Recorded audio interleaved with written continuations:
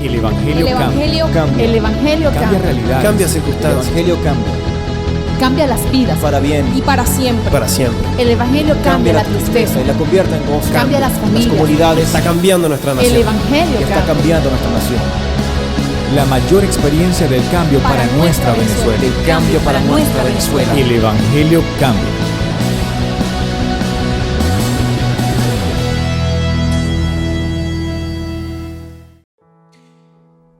¿Qué vengo a hacer a la iglesia? Sigue la pregunta en interrogante. ¿Qué vengo a hacer a la iglesia?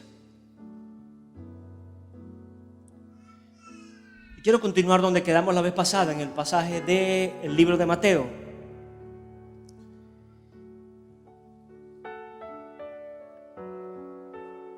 Y Jesús...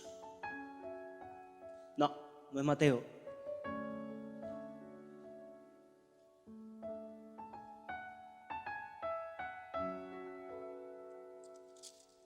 Perdóneme, es Juan 5, Mateo vamos a ir ahorita, Juan 5, con el paralítico de Betesda,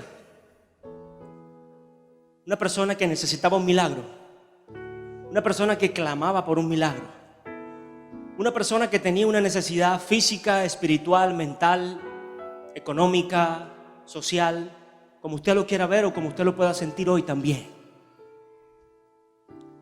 Como estoy seguro que cada persona dentro y fuera de esta iglesia lo necesita. Muchos pensarán que es un milagro, o es un azar de la vida, o es una suerte, algo necesitan para ese cambio. Y este hombre lo estaba buscando. De hecho, este hombre lo consiguió cuando conoció a alguien que en ese momento él no sabía quién era, y le facilitó esa posibilidad de ver una esperanza o de ver una resurrección en su vida. No estaba muerto físicamente, en su alma había una condenación, pero físicamente continuaba vivo, pero sin esperanza.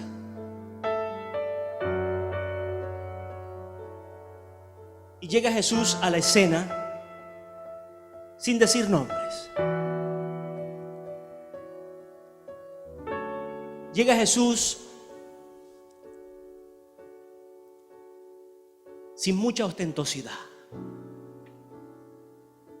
sin hacer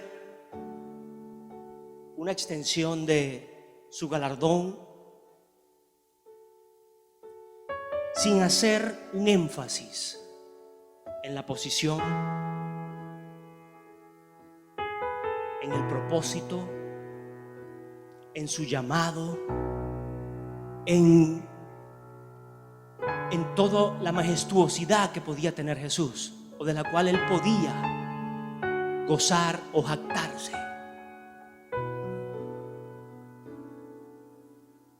¿A qué venimos a la iglesia? No venimos a buscar una posición. No venimos a restregarle a alguien una posición tampoco. Jesús no venía a decirle a ese hombre: yo vengo del cielo. Jesús vino movido en compasión a la necesidad de esa persona, al sufrimiento de esa persona, a la angustia de esa persona. Y no vino a humillarle más, a hundirle, a decirle que él no servía o que había estado hundido en sus delitos, en sus pecados, en su miseria, sino simplemente: ¿qué necesitas?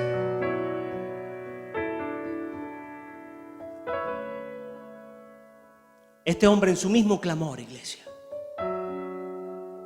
fue movido a fe, porque él esperaba que alguien se le acercara y le ayudara a acercarse, así fuese jalado a rastras a un pozo donde descendía un ángel. Y fíjese qué tremendo, que solamente Jesús, conociendo la necesidad de este hombre, se acerca. ¿Cuánta gente necesita que nosotros nos acerquemos simplemente a decirle qué necesita? gracias. Más allá, sabiendo la posición que tienes como hijo de Dios, sabiendo el galardón y el regalo que tienes como pastor, como ministro, como hombre, mujer de Dios, como evangelista, como profeta, como artista, o sea que es el chip de artista, como adorador del cielo, necesita que nos acerquemos no a restregarle la posición que hemos obtenido porque no es nuestra. Entienda que Dios se la entregó, Dios nos la entregó. Dice la palabra que estábamos hundidos en nuestros delitos y pecados, todos, pero a Él le plació. Entonces, ¿cómo acercarme yo si mi Señor Jesús no lo hizo? ¿Cómo acercarme yo a la necesidad de otra persona a decirle: he alcanzado esto o aquello, o a restregarle algo en su cara, o a decirle que está hundido así por su pecado, cuando hay la oportunidad de levantarlo?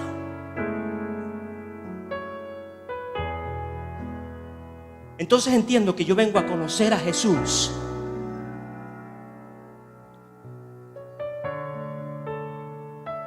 es su actitud, es la posición que Jesús tomaba ante las situaciones. Y en esa misma operación, este hombre, por esa misma necesidad, es movido a creer. Es movido a creer. Y en esa misma fe, Dios lo sana.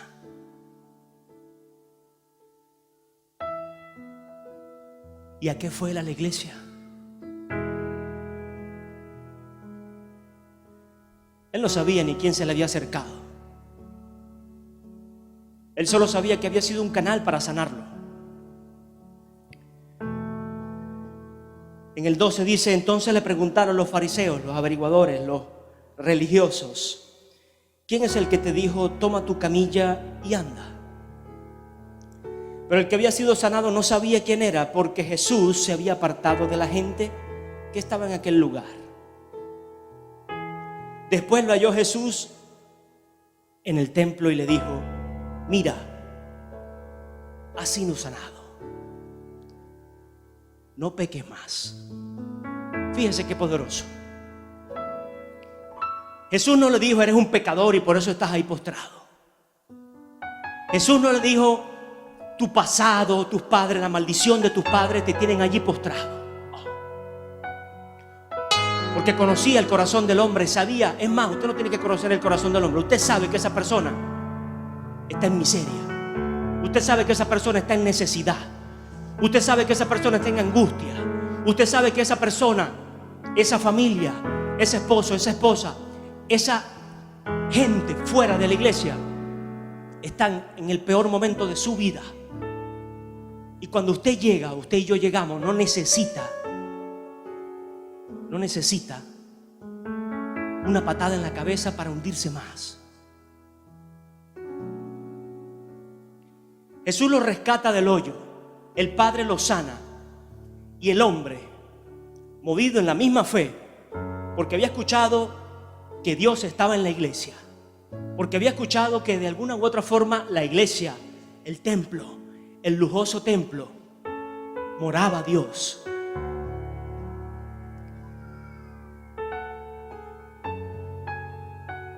Fue a buscar allí. Y qué poderoso que su milagro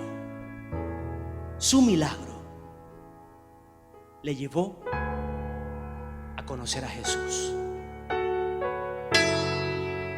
Mi milagro, el milagro que tú recibiste, véase las manos, sienta que tiene fuerza, sienta que usted puede caminar.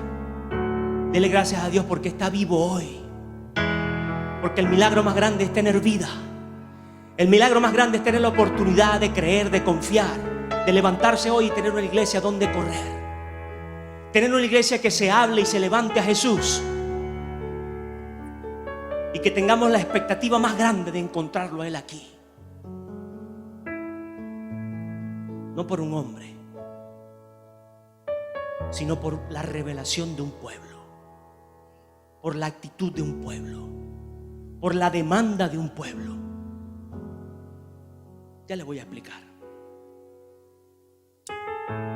Y este hombre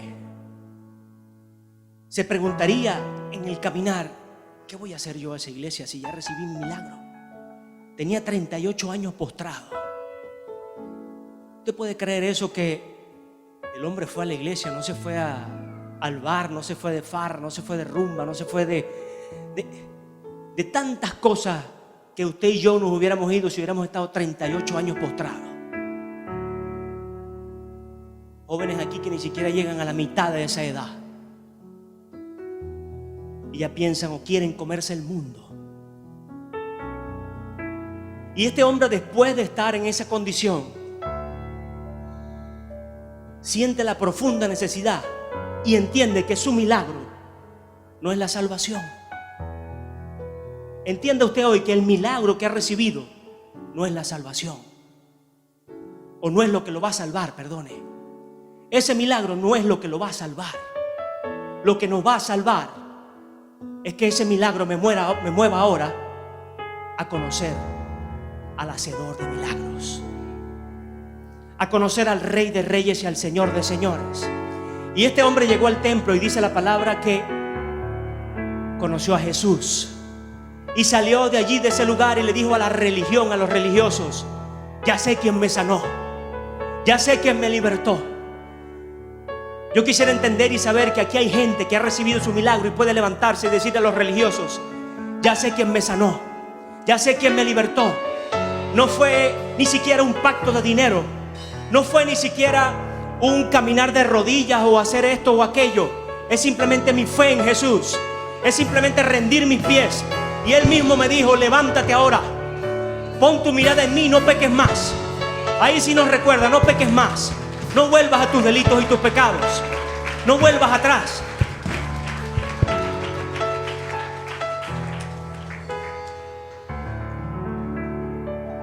Venimos a la iglesia a decirle al mismo infierno que conocimos al dador de vida, al que tiene las llaves de ese lugar y al que no quiere que yo entre en ese lugar. El diablo no decide si tú entras o no al infierno. Jesús no decide si tú entras o no. Mientras estás aquí en la tierra, tú y yo tenemos la oportunidad. Tú y yo tenemos la oportunidad. Jesús sí va a tener que abrir la puerta y decir: entra. Usted se recuerda, y es donde el lloro y el crujir de dientes, ¿sí? Con todo el dolor de su alma y de su corazón y de su espíritu va a decir: entra. Yo no quiero eso para mi vida. Yo no quiero eso para mi iglesia. Yo no quiero eso para sus hijos, para su familia, ni para este país.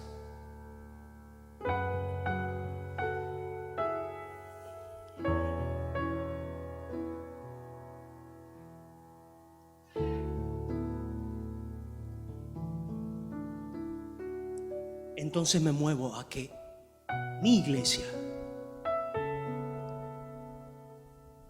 cuando digo mi iglesia, en mis hermanos, mis consiervos, mis hijos, mis semejantes, que son ustedes, podamos conocer a Jesús realmente aquí. Y usted no se quede con un solo milagro que recibió para acercarse a la iglesia, sino que usted salga de aquí. Oh, mi Señor, usted salga de este lugar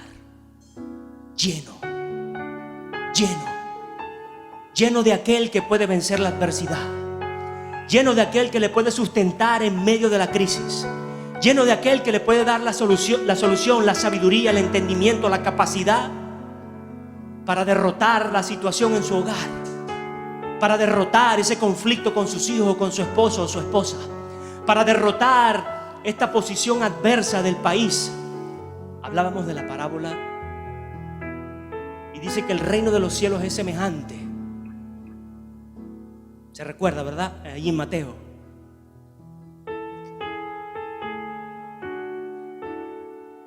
Yo quiero romper un paradigma hoy con mi iglesia. Y si usted nos visita por primera vez hoy, le bendigo, le amo, le animo a seguir adelante. Mi Señor Jesús, el Jesús que yo predico, nunca me dijo que al yo creer en Él, ya todo iba a ser color de rosa. Él nos dijo: vas a tener oposición, va a venir adversidad, van a estar presentes las dificultades, pero ahora nunca más estarás solo. Nunca más estarás solo. Y le digo si usted está por primera vez porque, bueno, quiero que tenga esa disposición de entender que a la iglesia, o que cuando venimos a la iglesia, no va a encontrar pura gente perfecta. Lamento decírselo. Lamento decirle que no va a encontrar un pastor perfecto. No va a encontrar diáconos perfectos. No va a encontrar ni siquiera desde abajo el servidor más atento, perfecto. Va a encontrar gente dispuesta. Escúcheme.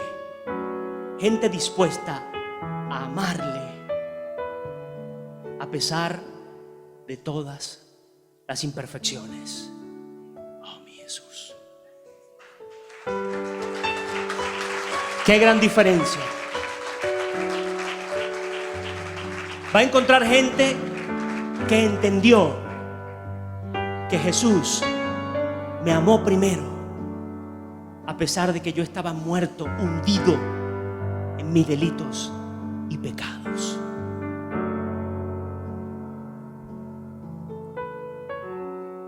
Ayer entendí esta parábola que hablábamos el domingo pasado.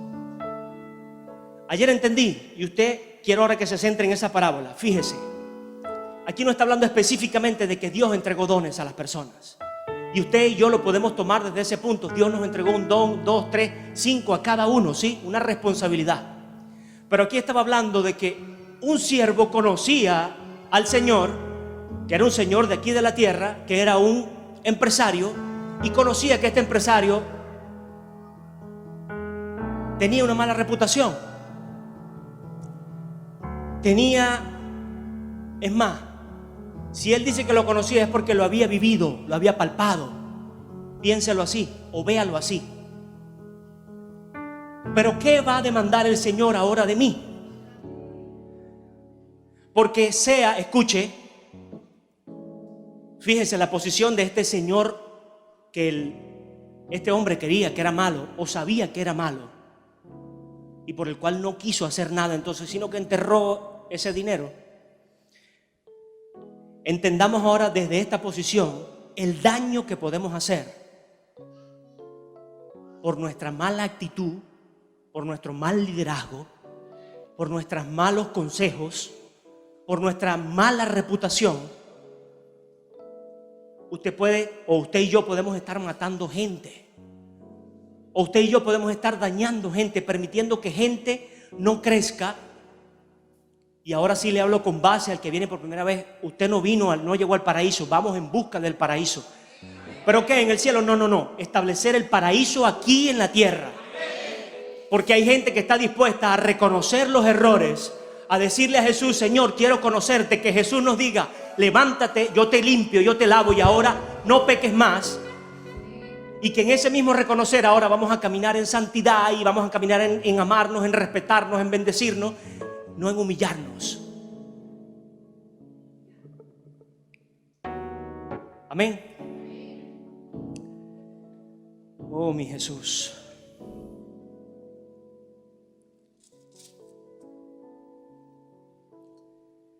¿A qué vengo a la iglesia?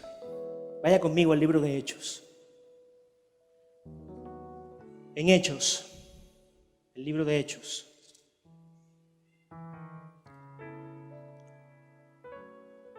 Capítulo 1, versículo 1 dice: en mi primer escrito, Teófilo, me refería a todas las cosas que Jesús hizo y enseñó desde el comienzo, hasta el día en que fue recibido arriba después de haber dado mandamientos por el Espíritu Santo a los apóstoles que había escogido. Y ellos también, después de haber padecido, se presentó vivo con muchas pruebas indubitables, apareciéndose, este Jesús ya resucitando, apareciéndoseles durante 40 días y hablándoles, acerca del reino de Dios. Y estando juntos, ¿por qué vengo a la iglesia? Y estando juntos, les ordenó: no salgáis de Jerusalén, sino esperad la promesa del Padre, la cual oísteis de mí, porque Juan ciertamente bautizó con agua, pero vosotros seréis bautizados con el Espíritu Santo dentro de no muchos días.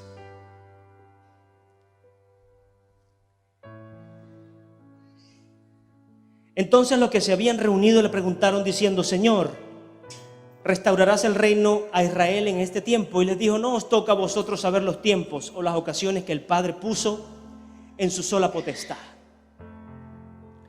Y dice en el capítulo 2: cuando llegó el día de Pentecostés, estaban todos unánimes juntos. Había mucha tribulación del tiempo, si era el tiempo, si no era el tiempo, si iba, si no iba. Y allí se nos pierde la vida, allí se nos pierde el enfoque, allí se nos pierde el propósito, pensando si será hoy que tengo que ir, si será mañana, si será después. Dios quiere que estemos. Diga: Dios quiere que estés. Dígale al que está a su lado: Dios quiere que tú estés. Dios quiere que tú estés aquí.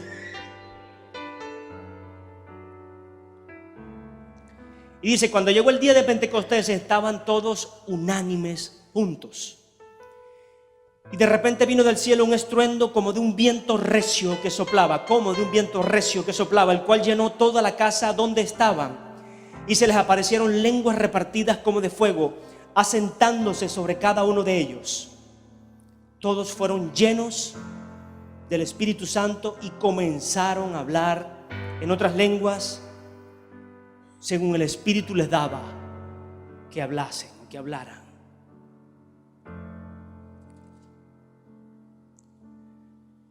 Oh, mi Jesús.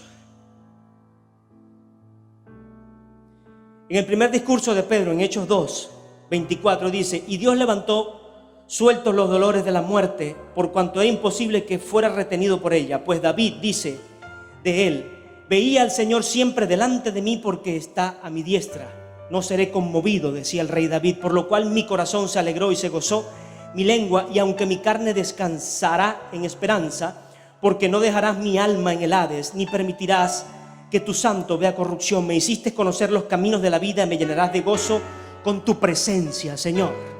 David estaba hablando de la presencia del Espíritu Santo.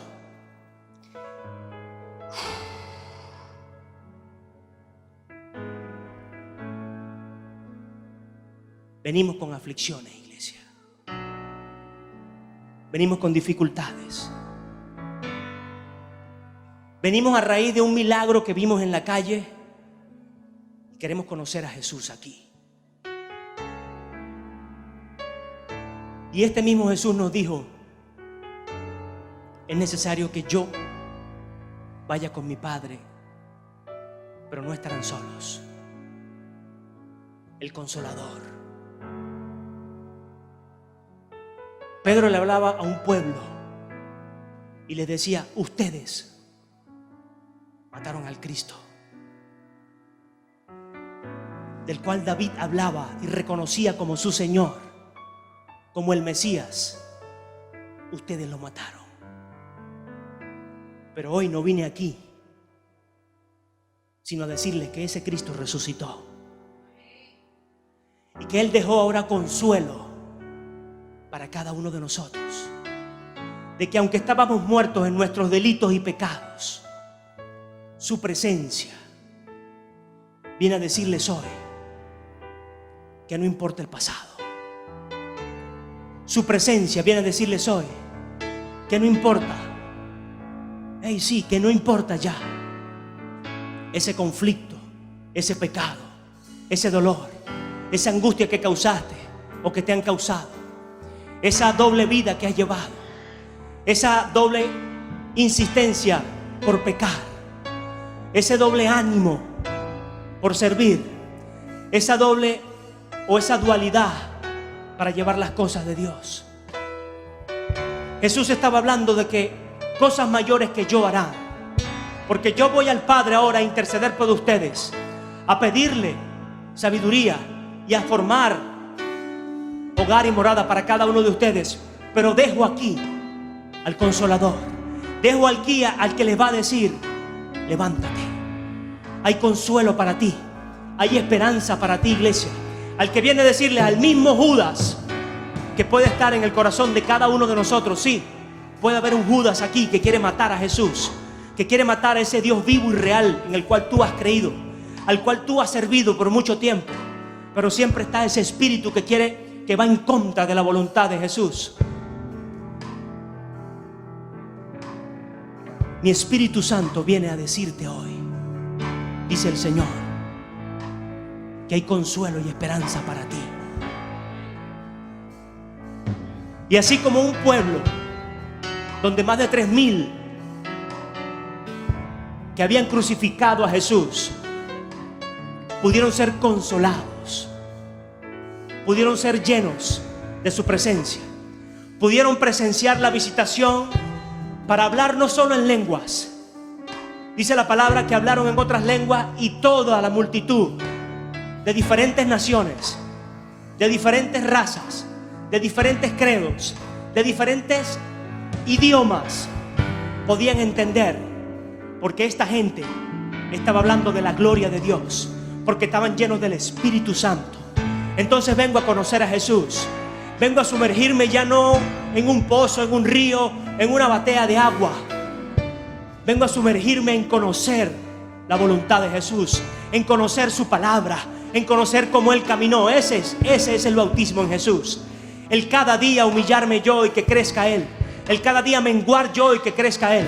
Ese ser bautizado en Jesús no es simplemente hundirse en un agua. No es incluso hacer una confesión, aunque es muy necesario, es el primer paso. No es solo abrir mis labios y decir creo en ti, Jesús. Es buscar conocerle a Él. Y que aquí en mi iglesia yo pueda ahora ser lleno, junto con mis hermanos, juntos en armonía, a pesar de nuestras diferencias, a pesar de la oposición, a pesar del mal carácter, a pesar de malas decisiones de mis hermanos, a pesar de malas actitudes, entendiendo que Dios me quiere aquí, que Dios me quiere unido, que Dios me quiere sirviendo, que Dios me quiere perdonando, que Dios me quiere pidiendo perdón, que Dios me quiere restaurando. Y en medio de ese caminar Él va a hacer. Si Él va a tener que sacar cizaña, Él la sacará. Si Él va a dar el don del crecimiento en esa persona, Él lo va a hacer. Porque ¿quién da el crecimiento? Dios. A mí me toca seguir regando. A usted le toca seguir sembrando. A nosotros como iglesia nos toca seguir difuminando esta palabra hasta el último rincón de este país, hasta el último rincón de su casa, hasta el último de sus hijos, hasta el último de su familia, hasta la cabeza de su hogar, hasta los oídos de su esposo, de su esposa, hasta sus padres, hasta sus abuelos si están vivos, o sus bisabuelos.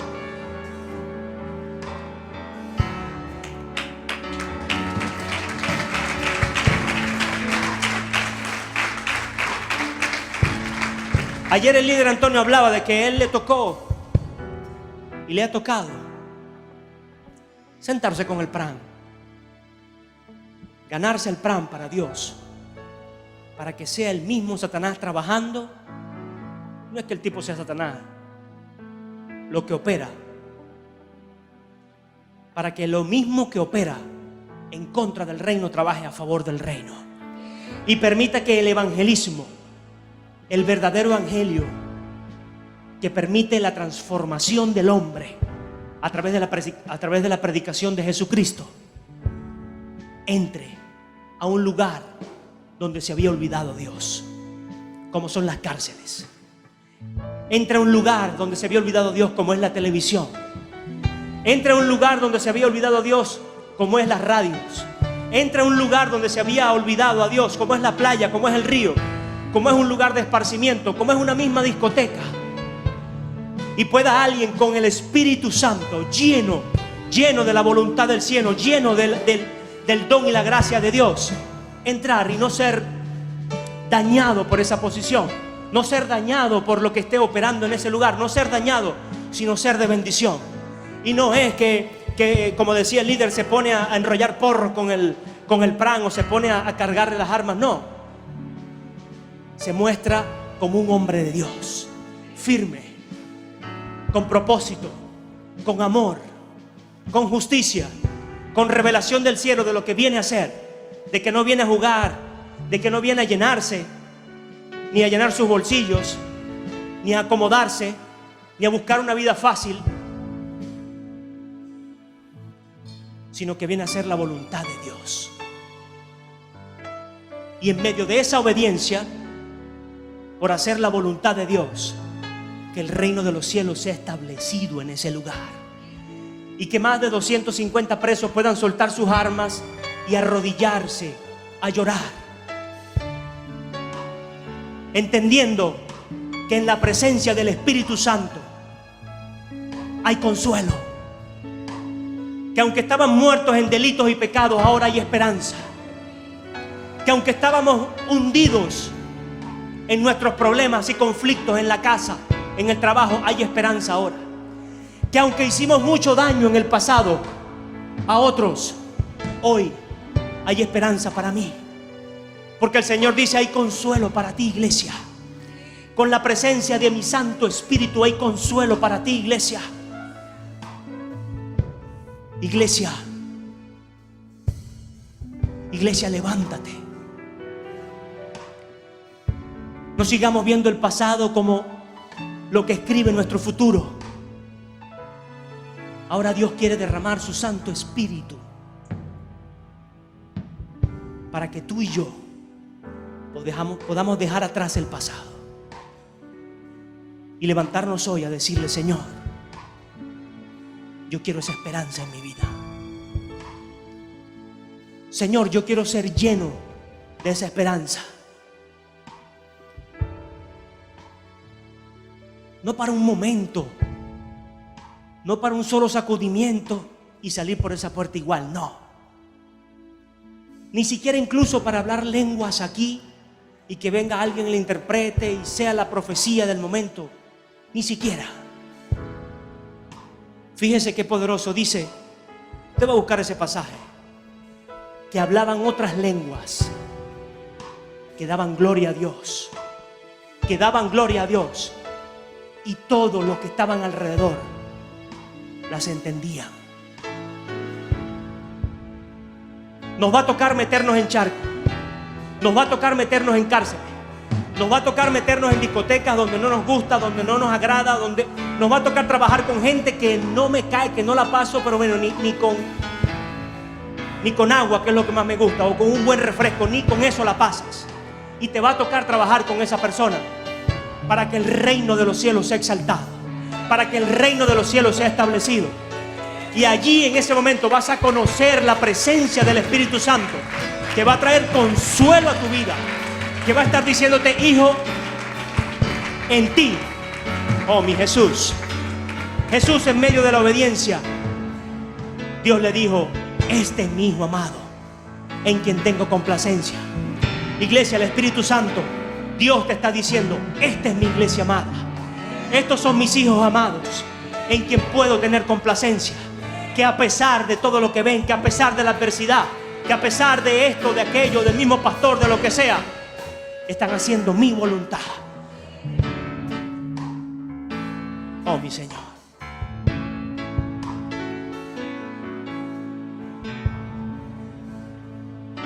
Otras lenguas. Entrar en lugares donde ni nosotros mismos entendemos qué hacemos allí. Pero aportando mis dones y principios celestiales, podré ver la mano de Dios manifiesta para que mi vida cambie y para que ese lugar cambie.